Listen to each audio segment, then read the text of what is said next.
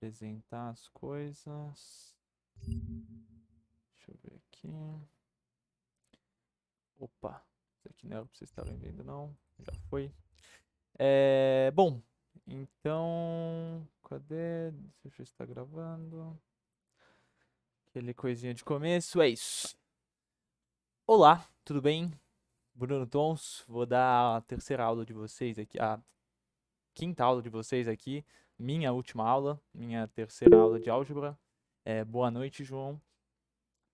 A aula agora vai ser sobre conjuntos, inequações de primeiro e de mais graus, vetores e matrizes.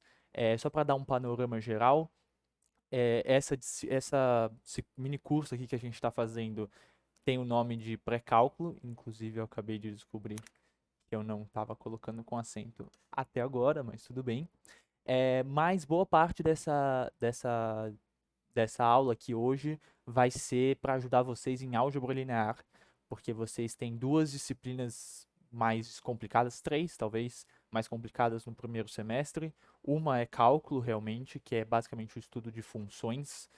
Então, tudo que a gente viu de polinômios, o negócio de inequação, conjunto e todas as coisas das outras aulas, trigonometria, e o que o Dandan falou é para ajudar vocês em cálculo.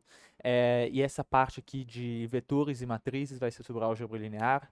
Álgebra linear é basicamente pegar o que a gente falar aqui de vetores e matrizes e dar uma complicada, colocar em N dimensões, ou seja, não mais só em duas ou três dimensões, colocar em quantas quiser, e começar a entender meio, tipo, visualizar a matemática mais maluco, assim. Então, só para ter um parâmetro aqui, só para vocês entenderem o que vocês estão fazendo, essa aula aqui é muito carregada de notação, muito carregada de detalhezinhos, assim, que é bom vocês estarem familiarizados.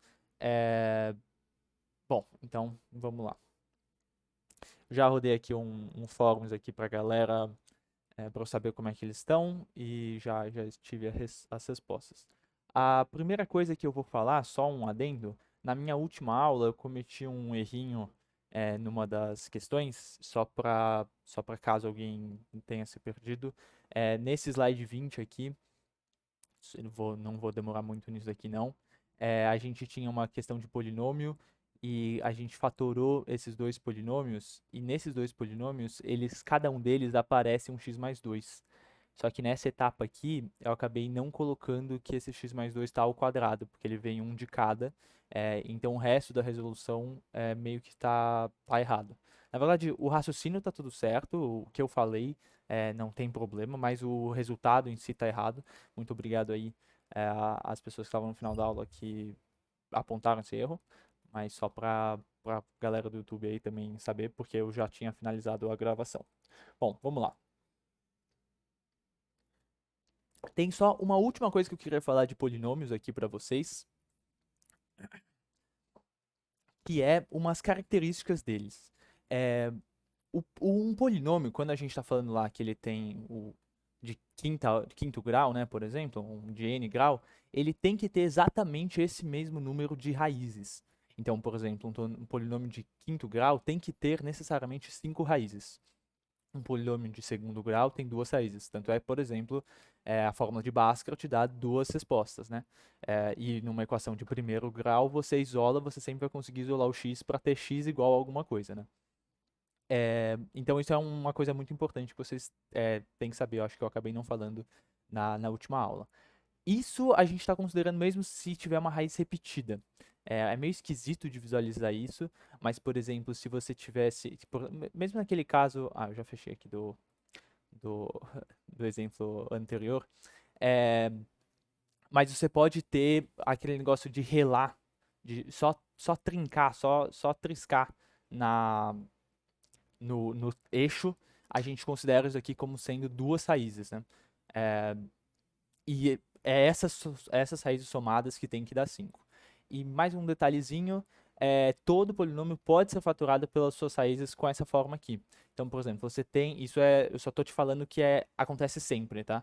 Parece meio, você pode já ter visto isso, mas eu estou te falando que isso acontece sempre, você pode se basear nisso. Quando você tem um polinômio aqui todo aberto, você consegue separar ele em todas as suas raízes, então você escreve ele como sendo x menos cada uma de suas raízes, então a sua primeira raiz, segunda, terceira, quarta até o final.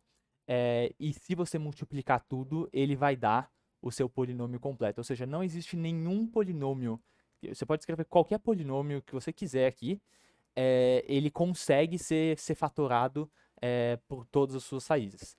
Talvez tenha raízes imaginárias, que eu não vou entrar aqui no detalhe, porque não tenho tempo para explicar sobre raiz imaginária.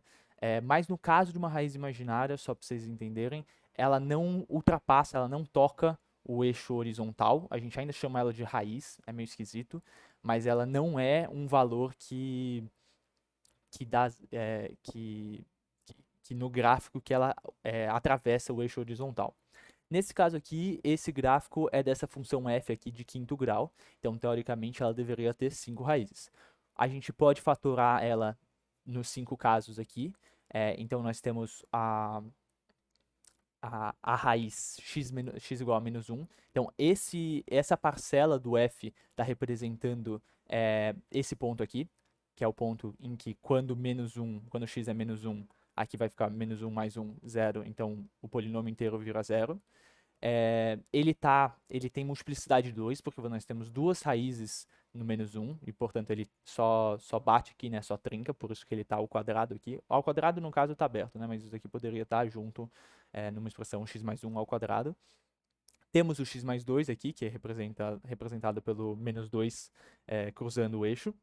E você nota que como ele só está elevado a 1, ele passa direto. Isso vai ser bem importante para a questão de inequação, porque se ele passa direto, significa que necessariamente, o que é meio óbvio, mas vai ser útil daqui para frente, ele vai mudar de sinal. Então, se estava negativo aqui, no caso aqui estava negativo, ele depois da raiz, ele fica positivo. E você pode ter raízes imaginárias, vocês não tem que se assustar. Eu não sei, eu acho que a gente não vai falar aqui de números imaginários nesse curso aqui de pré-cálculo. Eu também não vou entrar em detalhes aqui, caso sobre o tempo, talvez, se vocês quiserem, eu posso falar um pouco. Mas aqui, por exemplo, na expressão x ao quadrado mais 1, ele tem duas raízes imaginárias, que seria o i e o menos i. E daí totalizando as 5 raízes. Então, duas daqui, 3, 4, 5. Então, é só um exemplo disso. E isso aqui chama teorema fundamental da álgebra, essa parte aqui. Alguma dúvida aqui para finalizar polinômio?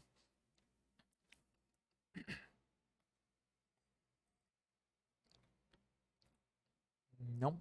Ok. Bom, agora a gente vai para conjunto.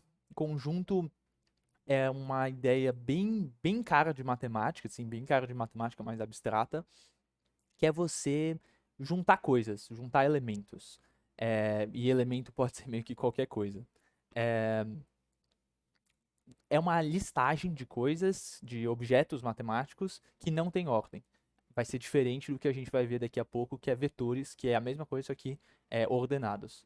Então, um conjunto é você ter um monte de número dentro de uma sacola e você pode pegar um número dessa sacola, você pode fazer coisas assim, digamos.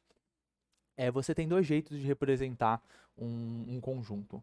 O jeito mais básico é você simplesmente lista todos os elementos dele. Então, nesse caso aqui, o A, ele tem todos os seus elementos, do 1 ao 6, 1, 2, 3, 4, 5, 6. Vou passar isso aqui um pouco mais rápido, porque algumas pessoas falaram que estão mais de boa com isso. Então, aqui você tem o conjunto A, que é esse negócio vermelho e laranja aqui, e o conjunto B. Vocês já devem ter ouvido falar em conjunto na questão de números naturais, inteiros, complexos, racionais e tudo mais, porque eles são conjuntos, né? Mas, pô, você não tem que conseguir numerar eles? Sim, por isso que a gente tem aqui algumas formas de notação, porque você pode tanto listar os seus números, né? Você escreve todos os elementos dele, mas normalmente seus conjuntos vão ser infinitos, vão ter inúmeros números. Então você descreve quais são as propriedades, quais são as condições daqueles números para eles pertencerem ao conjunto que você está falando. Então, por exemplo, os números naturais, os números dentro deles têm que ser naturais. Bom, em questão de notação aqui, a gente pode escrever assim, ó, quando a gente coloca chave, a gente está listando os elementos. Quando a gente coloca colchetes, a gente está falando um intervalo. Então aqui eu estou falando que o conjunto D são todos os números entre 0 e 1. E se o colchete está para dentro, apontando para dentro do número aqui, então aqui está para dentro e aqui está para dentro, significa que ele inclui as bordas. E se ele está apontado para fora, significa que ele não está incluindo as bordas. Você pode também representar o apontado para fora como um parênteses, como se fosse algo mais fraco. Bom, é, essa você também simplesmente pode falar f é todos os reais, ou um outro jeito de falar isso, que não sei se vocês se assustam com isso, seria dizer f tem os elementos chamados de x, tais que, essa barra vertical chama tais que, x pertence ao conjunto dos reais. Isso aqui é a simbologia de pertence. Então eu estou falando, pô, o f são todos os elementos x que têm essa característica de pertencer aos reais. Mas eu posso colocar qualquer característica aqui, não precisava ser pertencer aos reais, poderia ser uma equação, por exemplo, ou seja, G é todos os elementos x que pertencem aos reais, mas que tem a condição de x menor que 4. Aqui você pode colocar o que você quiser, tá? Você pode colocar qualquer condição que você quiser, inclusive a gente vai operar união e tudo mais, você pode adicionar, fazer portas lógicas em questão, não sei se alguém aqui já programou, mas você pode fazer portas lógicas e fazer o que você quiser com isso. Bom, então conjuntos aqui tem operações, você tem a principal é a união, a intersecção e a diferença. A união é você juntar todos os elementos que estão dentro dos dois, a intersecção e representa por o de união, e esse intersecção é um N, basicamente, de intersecção, é assim que eu lembro. Que seria só os elementos que acontecem em ambos os conjuntos, né?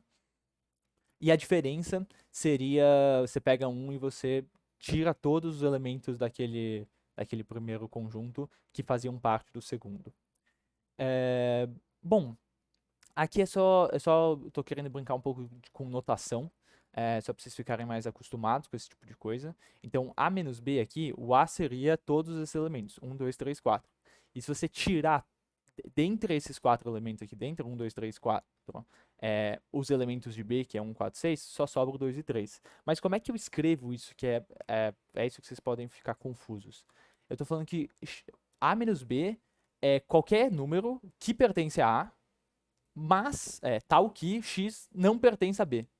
Então enfim, não sei se vocês se confundem com isso. Eu tinha algumas respostas de pessoas que se confundem com esse tipo de notação, então espero que tenha ficado minimamente claro. Posso seguir? De conjuntos. Isso aqui é meio base para vocês conseguirem entender a matemática, tá? Não tem nenhum conceito super avançado, mas se vocês não estão entendendo a linguagem, fica meio difícil de fazer. Esse tipo de coisa vai ter mais notação no primeiro dia de aula e você vai, tipo, entender, você vai ficar perdido na primeira aula, na segunda aula, depois você vai pegar e nunca mais esquece, tá? Tem outras sequências lógicas e tudo mais que eu não vou explicar aqui. Bom, inequação é bem parecido com a equação. Equação, lembrando que é uma igualdade, inequação é uma desigualdade. Uma que você pode resolver muito parecido com uma equação. Você vai conseguir isolar, digamos assim, o seu x, só que você não está falando que o x é igual a alguma coisa, ele tem uma relação de hierarquia, digamos assim, com essa coisa que você está comparando. Então a gente pode falar que ele é menor que, maior que, menor ou igual a que, ou maior que, ou igual a que, né?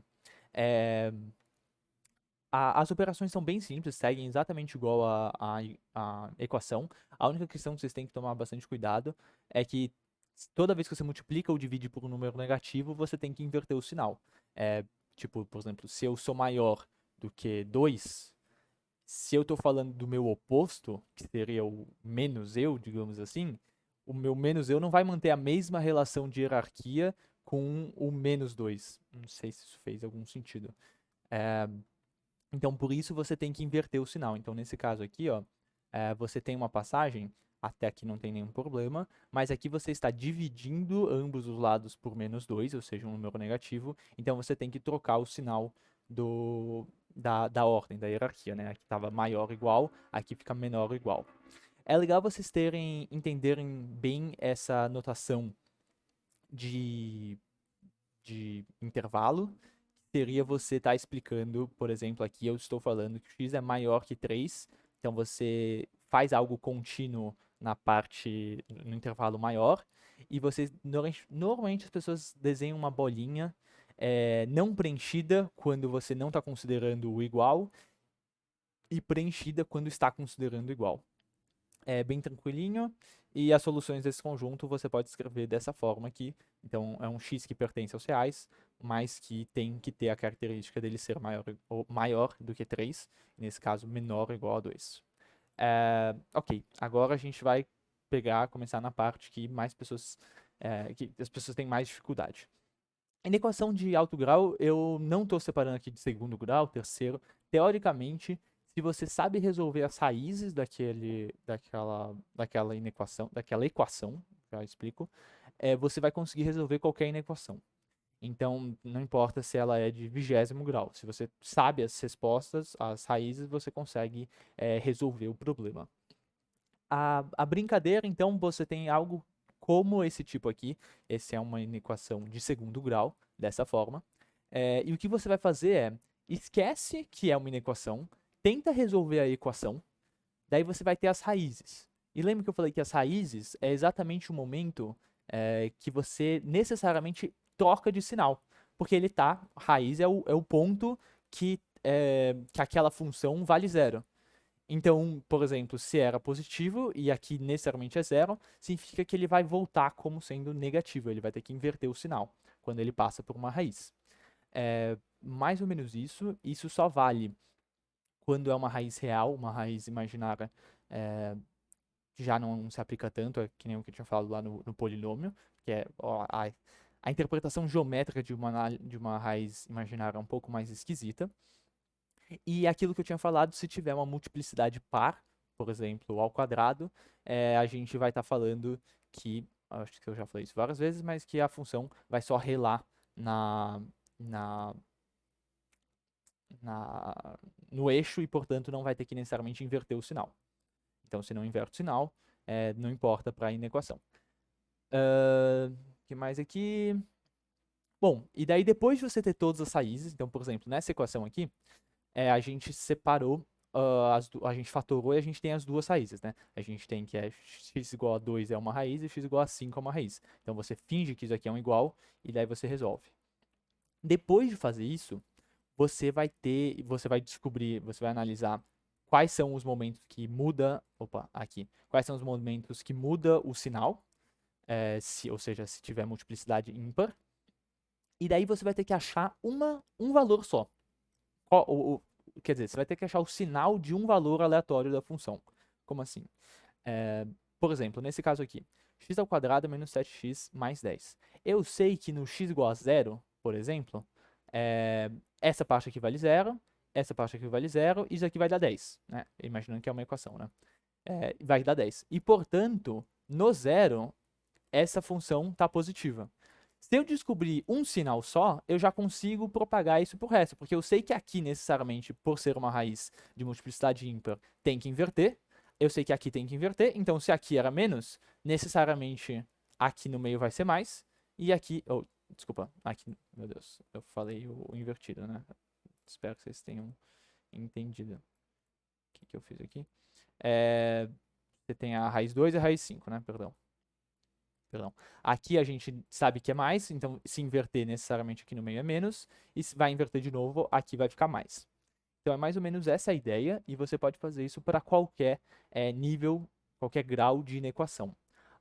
O único detalhezinho é que depois você vai ter que checar se as extremidades, então, por exemplo, o 2 e o 5, se eles correspondem à solução da sua inequação, porque a sua inequação pode ser menor ou menor igual, ou maior igual, e isso pode variar de extremidade para extremidade qual é a análise exatamente naquele ponto.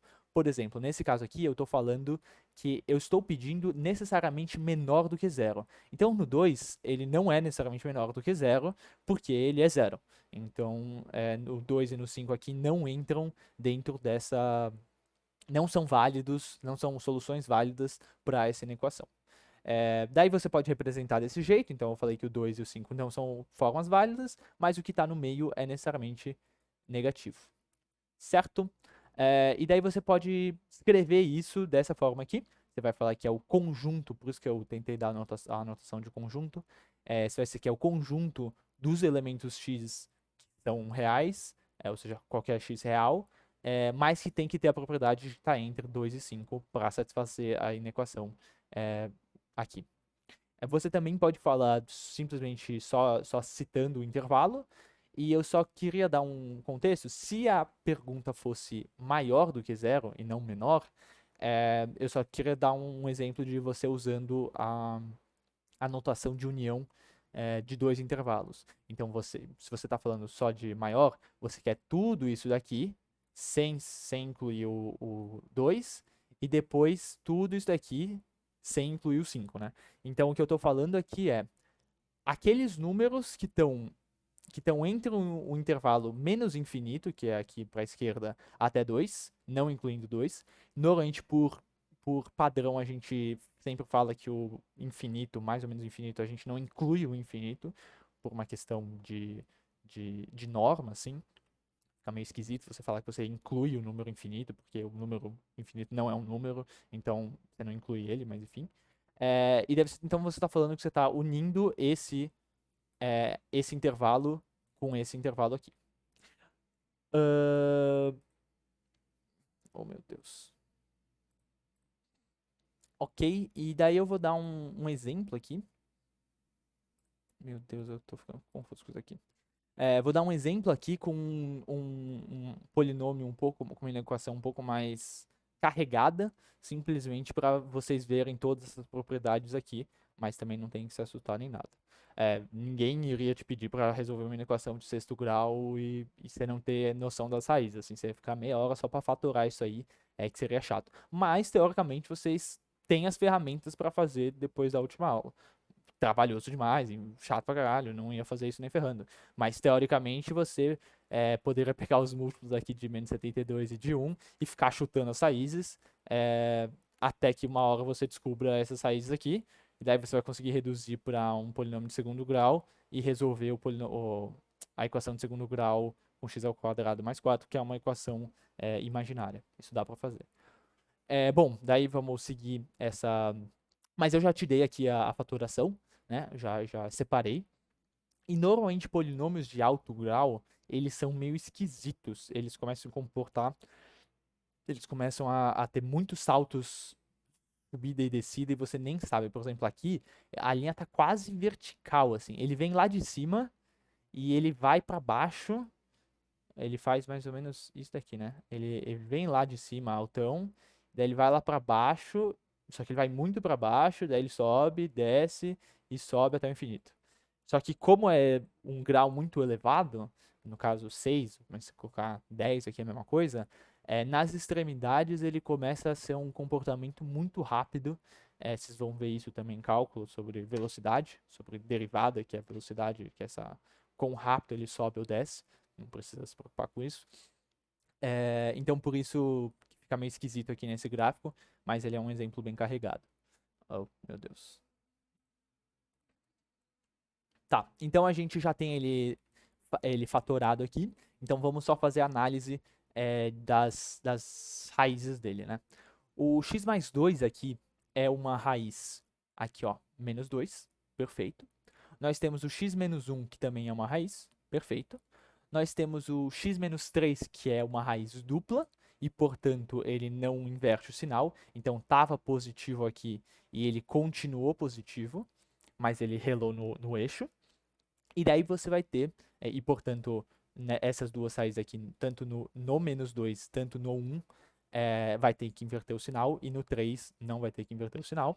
E também temos uma parte imaginária aqui, x ao quadrado mais 4, que se você resolver essa equação imaginária, você tem mais ou menos 2i, mas que isso não afeta no sinal do polinômio real. Bom, então a gente entendeu que daí você vai conseguir separar com base nessas raízes nos intervalos. Você vai ter um intervalo até menos 2, daí do menos 2 ao 1, do 1 ao 3, do 3 ao infinito, e você sabe que ele vai mudar de sinal só no menos 2 e no 3, e no 1 não muda. Então, você separa, você cria aqui esse intervalo um pouco mais esquisito, até o -2, até o 1 e até o 4. E daí você tem que achar um valor para saber, porque teoricamente você não tem esse gráfico, né? Se você tivesse esse gráfico, te facilitaria.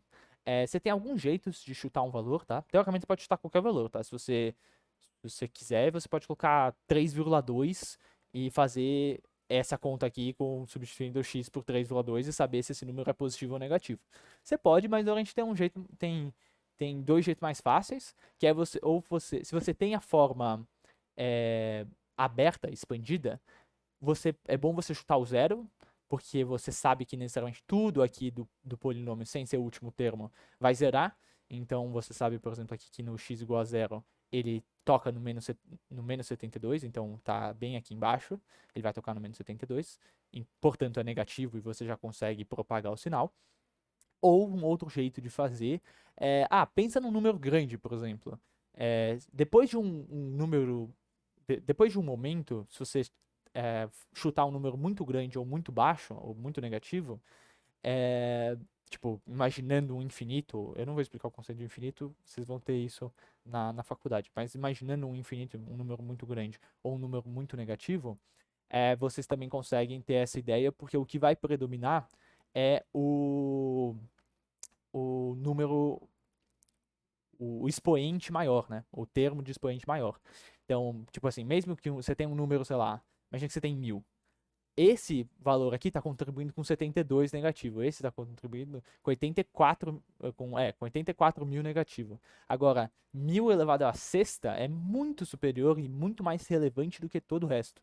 Então, normalmente, porque a gente já falou aqui do Dandan, que a função exponencial, essa com termos para cima, cresce muito rápido. Polinômios cresce um pouco menos, mas ainda assim bastante rápido. Não sei se essa parte ajudou, talvez não. Mas você pode, então, pensar se o maior expoente, se o maior polinômio aqui, o maior termo, meu Deus, se o expoente maior do polinômio for número par, significa que o número vai ser positivo, né? Desculpa, se o expoente maior aqui for positivo, um número positivo vai ser positivo. Tá? Não sei se isso. Talvez eu tenha confundido vocês com isso. Peço perdão caso tenha. E daí você vai propagar o sinal. Então você, por exemplo, no menos 70, no zero a gente sabe que é menos 72 que é negativo. Então a gente sabe que aqui no meio, ó. Aqui no meio necessariamente é negativo. Ó. Aqui, ó. No zero aqui é negativo.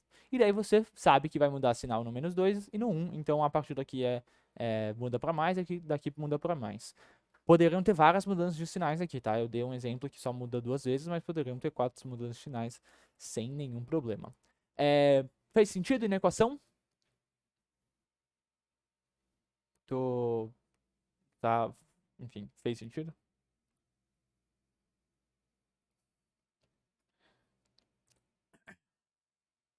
Alguém dá um salve aí, por favor.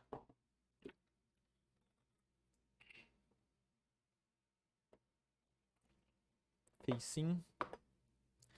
Ok.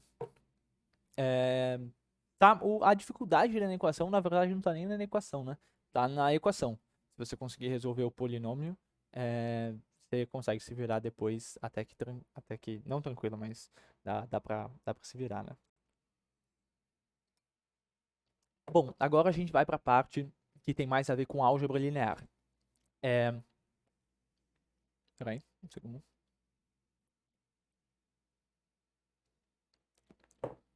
Esse slide aqui ficou muito feio, perdão. Então a gente vai falar de vetores e de matrizes. Os vetores é parecido com a ideia lá do conjunto, só que agora necessariamente ordenado. Vocês já devem ter visto eles em física, no ensino médio, talvez, para tratar de velocidades ou alguma coisa assim.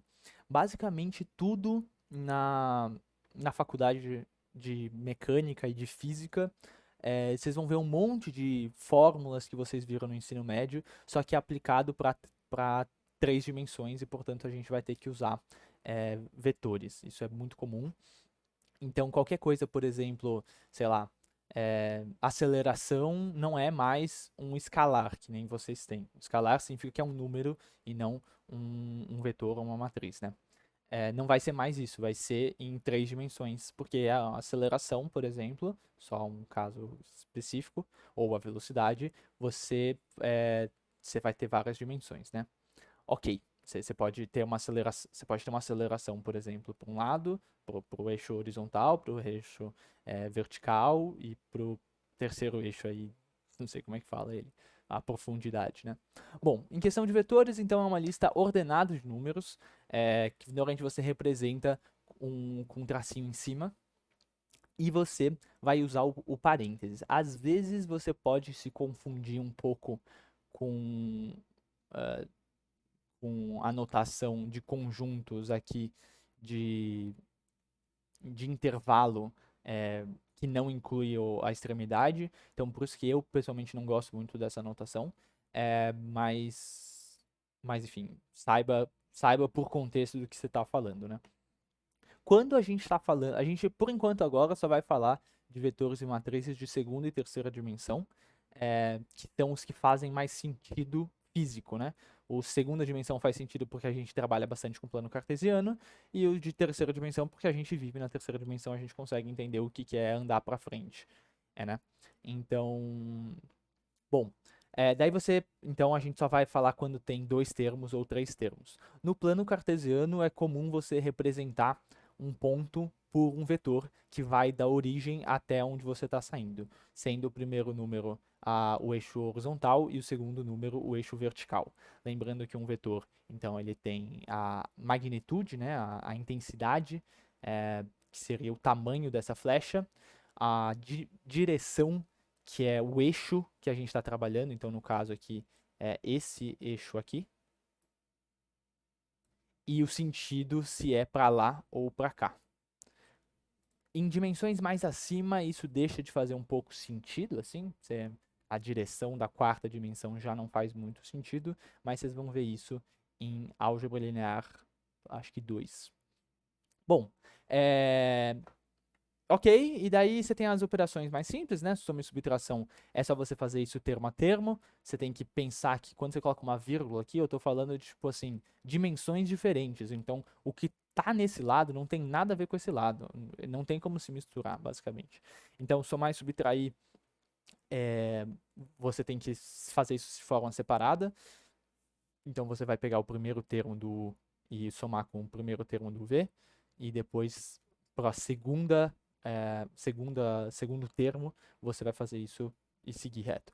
Multiplicação por escalar também é bem simples, você vai multiplicar todos os termos da sua lista, lembrando que tem ordem, por aquele escalar, independentemente de qualquer coisa.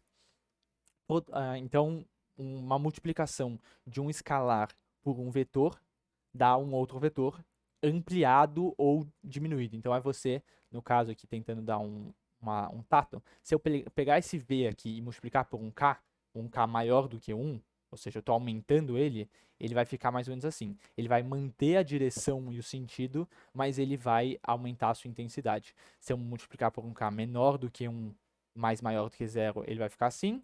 E se eu multiplicar por um K negativo, ele vai inverter. E pode ser a mesma coisa de menor ou maior do que 1 para o tamanho. Produto interno é multiplicação de dois vetores que vai dar um escalar. Ou seja, escalar é um número, né? O que você vai fazer é você vai pegar o primeiro termo de cada um deles e multiplicar. E daí depois disso você vai somar todas essas coisas. Então, o primeiro termo aqui, por exemplo, esse produto escalar. Produto escalar ou produto interno, tá? A mesma coisa. Você vai multiplicar os dois, então aqui seria 8. E daí depois você vai somar com o segundo, que é 2 vezes 2, que é 4. Então, o produto escalar de U por V daria 12. É mais ou menos isso. E ele aqui já dá até um exemplo. Então, você vai pegar 1 com 4 dá 4, 2 com menos 1 dá menos 2, 3 com 2 dá 6. E é mais ou menos isso. Eu não queria me estender tanto em vetores e em matrizes, porque boa parte da álgebra linear 1 ela começa meio devagar, porque ele começa com coisas assim, ele não pula tão rápido, pelo menos na minha experiência. Então, meio que na álgebra linear 2 e no final de álgebra linear 1 fica um pouco mais complicado. Então, dá tempo de vocês terem mais familiaridade com esses conceitos, por isso que eu foquei em cálculo. Mas isso também é opinião minha. Agora, de matrizes. Matrizes é um arranjo retangular de números, com linhas e colunas. Eu não vou gastar muito tempo aqui na definição e coisa assim, porque vocês falaram que vocês estão sabendo. Só toma cuidado para não confundir coluna e linha. Basicamente, você tem o primeiro número aqui, você sempre está falando da linha, e o segundo da coluna. Então, aqui no caso, seria uma matriz 3 por 3. Se fosse uma matriz, por exemplo. Eu vou ter um exemplo no próximo slide. Bom, então esse aqui é só um exemplo de uma matriz que tem 3 linhas e 3 colunas, por isso 3 por 3. Operações bem tranquilinho, soma e subtração você pode fazer se elas tiverem exatamente o mesmo tamanho. Então, no caso aqui é 3 por 3, todas essas matrizes aqui são 3 por 3, então você pode fazer. Elas não precisam ser necessariamente quadradas, que seria quando o número de linhas e colunas é o mesmo. Bom, e daí você faz de forma independente, tranquilinho. Então, por exemplo, aqui você estaria somando 21 e 23 para dar o 44, e daí você faz isso com todos os 9 termos, no caso dessa matriz 3 por 3. Multiplicação por escalar é muito similar ao que a gente fez com um vetor. Você vai ampliar ou diminuir uma matriz, né? Então você vai fazer a mesma coisa, multiplicar termo a termo. Só uma coisinha, você pode pensar, eu não vou explicar isso aqui agora. Na multiplicação de matrizes eu também vou passar relativamente rápido, mas por favor, se alguém tiver com dúvida disso, me pare, porque é importante vocês saberem isso. Só que é muita matéria. A ideia de multiplicação de uma matriz por matriz é bem esquisita, é bem contraintuitiva, mas você não pode multiplicar duas matrizes sempre, isso é uma coisa importante. Você só pode multiplicar quando o número de colunas da primeira matriz é igual ao número de linhas da segunda, porque senão não é definida a multiplicação. Então é uma coisa muito esquisita. A propriedade de multiplicação em matrizes é esquisita. É, Outra coisa, se você inverter, não é mais. Esqueci o termo para isso. Mas se você inverter a multiplicação, não vai dar a mesma coisa. Pode dar coisas diferentes. Pode, inclusive, nem pode dar, por exemplo, aqui, se eu inverter a ordem, se eu falar que é essa matriz vezes essa, você não pode fazer isso, porque o número de linhas desculpa, o número de colunas da primeira matriz vai ser diferente do número de linhas da segunda, e daí não é definida a multiplicação. Essa definição de multiplicação é porque senão não faria sentido, aquela coisa do jogo lógico que eu tinha explicado antes, mas eu não vou poder entrar em detalhes com isso. Basicamente é uma maluquice aqui. O que você vai fazer é pegar esse primeiro termo da primeira linha e primeira coluna, multiplicar pelo primeiro termo da primeira linha da outra matriz, e somar com, tipo, esse com esse, e daí esse com esse, para dar esse valor aqui. É bem esquisito. Eu não vou. Eu acho que eu vou passar aqui. Espero que vocês é, consigam. Vocês querem que eu explique a multiplicação? Desculpa, eu tô atropelando, não sei se alguém tem dificuldade com isso. É que é um negócio meio esquisito e é só, tipo, meio jogado, assim, meio aleatório. Não falaram nada, beleza. Tá, você vai.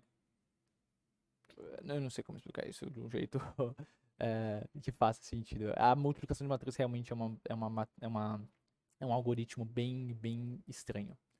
Bom, agora com coisinhas, tecnicalidades, tipos de matrizes, ou seja, são nomes de matrizes que vão ser importantes para vocês saberem. Matriz linha e coluna, bom, é a linha e a coluna, não tem problema. Matriz quadrada é super importante, aquela que o número de linhas e o número de colunas tem o mesmo valor. É muito importante porque várias operações só funcionam quando a matriz é quadrada. A matriz nula é quando todos os valores dela são zero, independentemente de qual é a ordem dela. Então você tem a matriz nula 4 por 3, mas você também tem a matriz nula 2 por 5 e assim vai. A diagonal é quando todos os valores são zero sem ser a diagonal. E a identidade, que também é bastante importante, que a gente vai operar bastante com ela, a gente representa o i. Essa é a matriz identidade. Não sei porque isso aqui ficou negócio. É uma matriz diagonal, só que todos os valores da diagonal valem exatamente 1. Por que essa é a matriz identidade? Porque essa é a única matriz que, se você pegar uma matriz A qualquer e multiplicar por I, você chega em A de novo. Então, por exemplo, é o 1. Quando a gente fala de identidade, a gente está falando do 1. Então, por exemplo, na multiplicação normal, dos números normais, o 1 é a identidade da multiplicação. Porque se você pegar 3 ou qualquer número e multiplicar por 1, dá nele mesmo. Para você fazer isso com matriz, você tem que multiplicar necessariamente pela identidade do tamanho que você estava trabalhando, tá? Então, ok. A transposição é uma coisa meio esquisita, mas basicamente você vai. Peraí.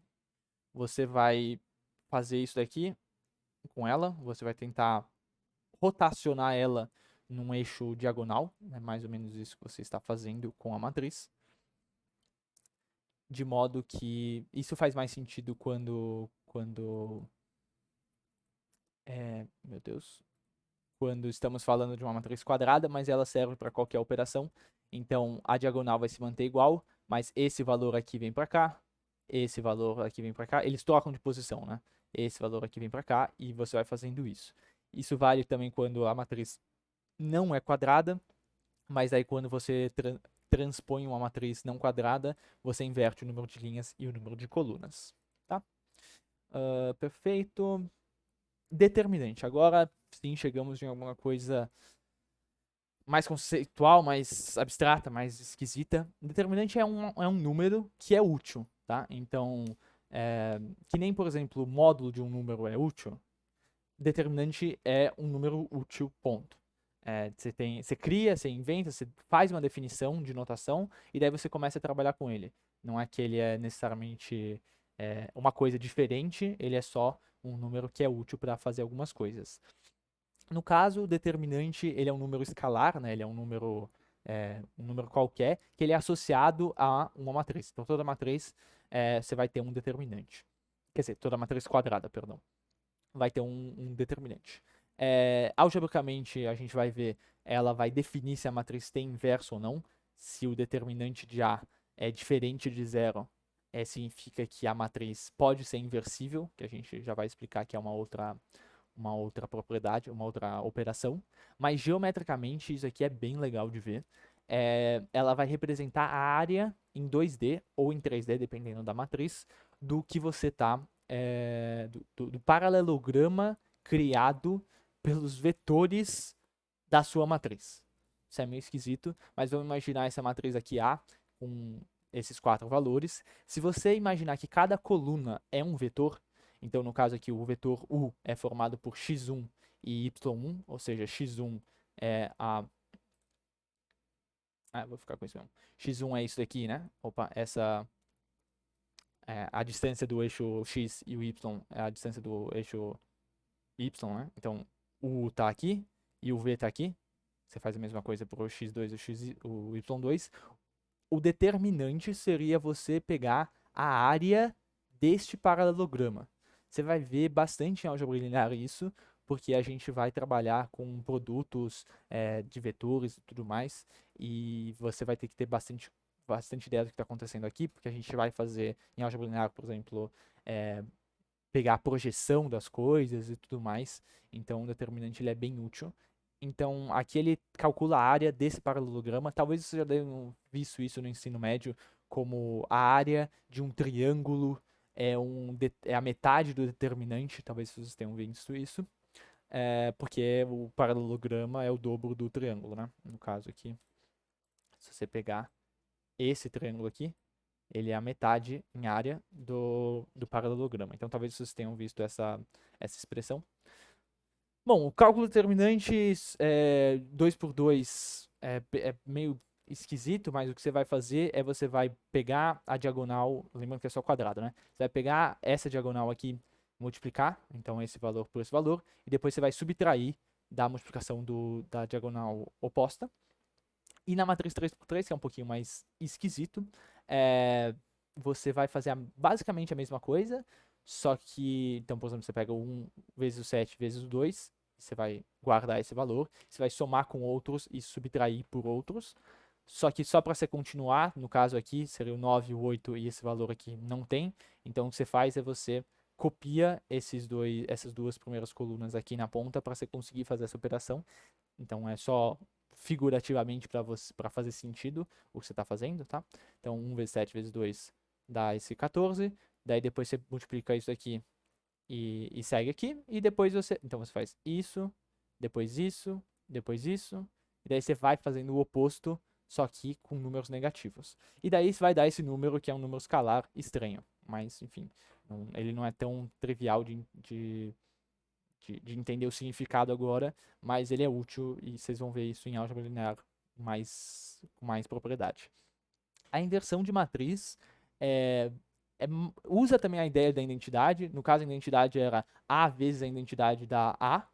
A inversão de matrizes é aquela matriz que, se você pegar o A e multiplicar por essa matriz, vai dar a identidade. Então, ele está fazendo o caminho contrário, digamos assim, para chegar no 1. Seria o equivalente ao oposto nos números. Então, por exemplo, você tem 3. Qual que é o número que multiplicado por 3 dá 1? É 1/3. No caso, porque aqui vai ficar 3 por 3 que dá 1. No caso de números é muito fácil de fazer isso, né? Porque é só você pegar exatamente o número que você tem e colocar traçar um traço e escrever o número aqui embaixo, e você tem a inversão de um número normal, né? No caso de uma matriz é um pouco mais esquisito, porque, de forma geral, você vai resolver um sistema para saber o que você faz. Tem uma fórmula também na matriz 2x2, matriz 3x3 é um sistema mais chato, com 9 variáveis, mas tudo bem. E para você saber se mas às vezes não tem, às vezes é meio esquisito, tá? Mas num número normal, sempre vai ter o número que vai dar o 1 aqui, né? Não existe uma condição do 3 para que ele seja inversível. As matrizes, isso acontece. Você precisa necessariamente ter o determinante ser diferente de 0. É meio esquisito de explicar por quê, mas enfim. Ah, só uma coisinha que antes de seguir, que eu acho legal de falar, que eu não falei. O que acontece se o determinante é 0 aqui nessa matriz aqui? Porque às vezes o determinante é 0. A gente está falando que é um paralelograma que não tem área. Então, por exemplo, se eu pegasse um aqui, imagina que o U está aqui, e eu ficar trazendo o V mais para perto, cada vez mais para perto. Então aqui, no caso, a gente teria essa área, né? Mas se eu trazer o V mais para perto, bem raspando, você vai vendo que a área vai ficando mais comprimida. Ou seja, o determinante está ficando menor.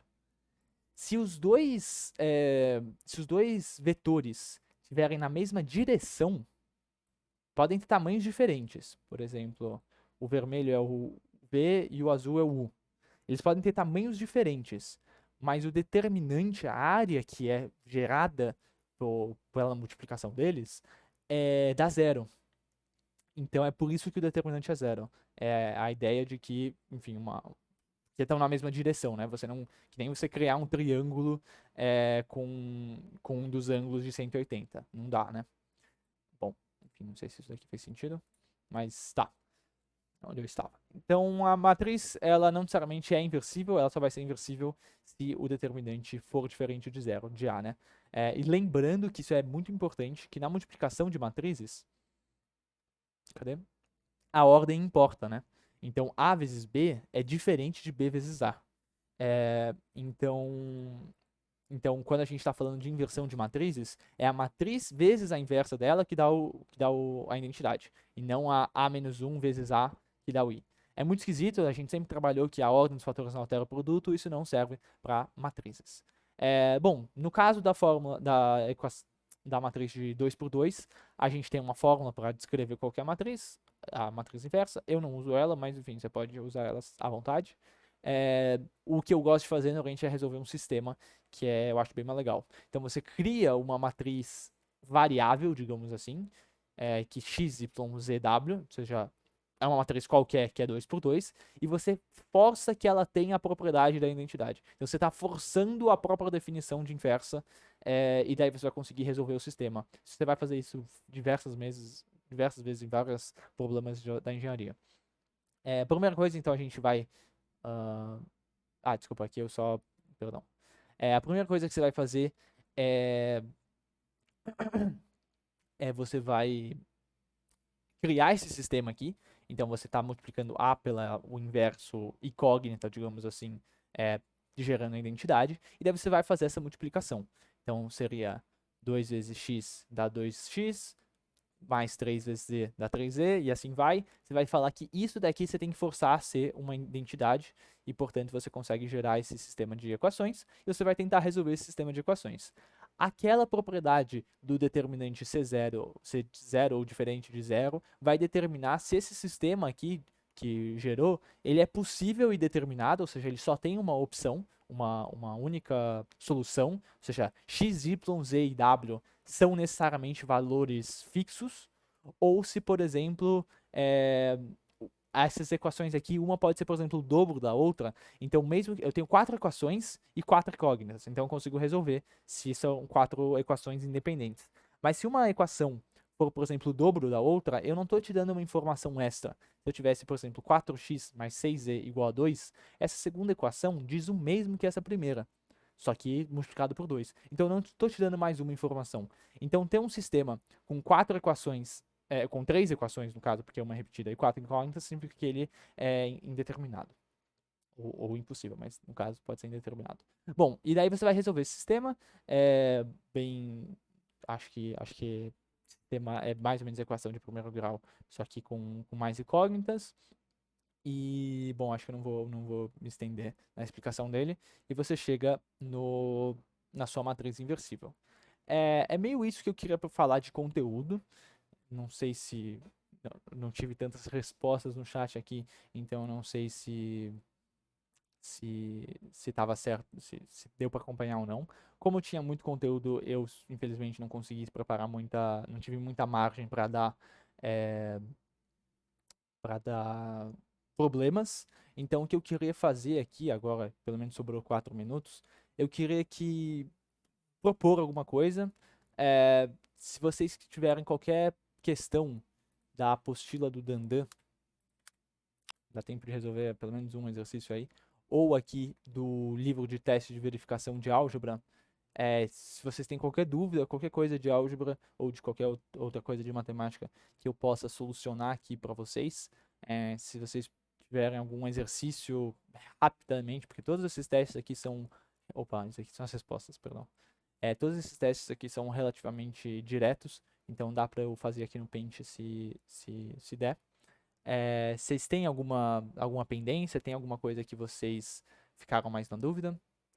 O sistema precisa trabalhar com as 4 equações de uma vez? Você prefere que eu passei rápido aqui pelo sistema direto? Você prefere que eu resolva ele aqui com esse passo a passo? Mas deixa eu entender a sua pergunta. Pode ser. O sistema precisa trabalhar com as 4 equações de uma vez? Não. A ideia é que assim, ó. No caso. Tá, vamos lá.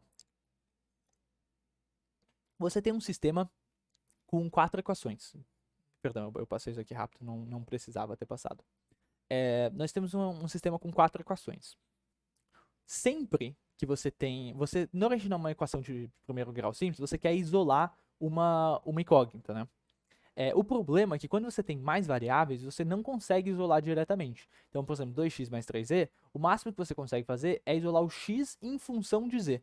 Então, você ainda não resolveu o seu problema. Então, o que você vai fazer tenta isolar uma das equações, mas deixando ela em função de outras coisas, de outras variáveis, e daí você vai usando essa sua nova definição da sua variável x nas outras equações, para que reduza o sistema de 4 equações para 3, e depois de 3 para 2, e depois de 2 para 1, e daí com uma solução de uma variável você replica isso no resto. Então vamos ver o que a gente faz. Nessa primeira equação aqui, a gente tem uma equação que corresponde x e z. É bem importante saber quais são as coisas que a gente não sabe. Essa equação está trabalhando com x e z, essa com y e w, essa com x e z, essa com y e w. Então a gente pode ver aqui que a gente tem um par de equação de x e z e um par de w e y. Não precisava ser assim. No caso de inversão de matrizes, sempre vai ser assim. Depois eu posso explicar se quiser. Mas num sistema arbitrário qualquer, não necessariamente é isso. Então, nesse caso aqui, você vai querer primeiro isolar o x. Então, você passa o 3z para aquele lado e divide por 2. Ah, não, desculpa, ele começou com a terceira item, que é mais fácil. No caso, normalmente você faz isso, tá? Normalmente você começa com uma equação mais simples. No caso, ele já tem um x simples aqui e um zero aqui, então facilita fazer isso. Então, eu passei o 4z para lá. Eu defini, então, agora, a partir da equação 3, a informação que ela está me dando é uma relação entre x e z de x igual a menos 4z. Ok. E daí, eu vou pegar e substituir na primeira equação. Esse x que a gente achou como menos 4z, a gente substitui x por menos 4z aqui. E daí a gente vai ter uma equação só em z. Equação só em z é uma equação de primeiro grau que a gente consegue resolver. Então aqui vai ficar menos 8z, somar com 3 fica menos 5z, a gente consegue achar quanto que vale o z. Depois que a gente achou uma das variáveis, normalmente tende a ficar bem mais fácil o problema. Você vai jogar numa das equações, qualquer equação, você podia jogar nessa equação aqui, você pode jogar nessa equação aqui, você pode jogar nessa equação aqui. Depois que você tem a resposta do z, você tem que achar qualquer coisa que tem relação com z. Você abre os olhos buscando coisas que têm relação com z. No caso, é mais fácil tacar nessa daqui porque o x já está isolado com só z. Então, a gente coloca aqui no menos 1/5 ao invés de z, e a gente tem aqui 4/5. Nesse caso aqui, só tinha. São dois pares de equações de duas variáveis, então, na verdade, isso aqui está mais perto de dois sistemas de duas variáveis. Mas enfim. E daí você faz a mesma coisa para o y e para o w. Então, no caso aqui, a gente vai isolar o y, jogando esse 4w para lá, ficando 1 menos 4w. E daí você vai tacar no meio da equação 2 essa sua nova definição de y. Então você vai substituir esse y aqui por 1 menos 4w. Distribuir aqui, então fica 2 e menos 8w. Agrupar os termos de w menos 5w. E passar o 5w para lá, então vai ficar 2 igual a 5w. E depois dividir o 5, ficando w igual a 2/5. Daí com isso você vai tacar em qualquer uma das três equações e achar o y. Fez sentido, Paulo?